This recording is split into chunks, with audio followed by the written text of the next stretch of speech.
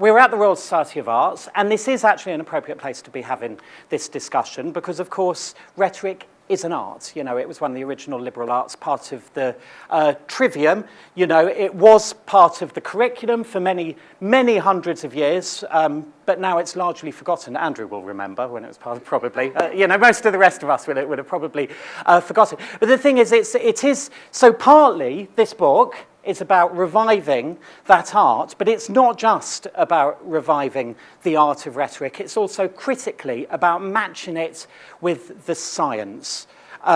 Because, of course, it's not just what people say that matters, it's what people hear. It's not just about how the leader feels they're doing, it's about what the leader feels. And now we have an opportunity, through all of the amazing developments there have been in science recently, to really test some of these ancient techniques against the amazing developments there have been in neuroscience recently. And there have been the most amazing developments recently. It all started, if I might take you back in time, if we whiz into our DeLorean, and go back in time, we go back in time to the 80s, in fact. To the 80s, there we go, look, there he is. There's Doc.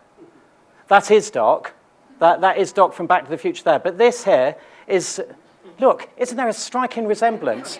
This is a guy, a genuine professor in neuroscience, Rizzolatti, his name is, and he was responsible for the most tremendous breakthrough 30 years ago. He was doing one of these experiments where he was watching a monkey doing things like eating nuts and scratching his arms, make sure you get that the right way around, or at least something completely different, and then looking at the brain activity when he was doing that. And it was a hot day, it was Italy, and so he was eating an ice cream, and as he was eating this ice cream, he noticed the most extraordinary thing, that the part of the monkey's brain that deals with eating started lighting up, and he thought, oh, that's interesting.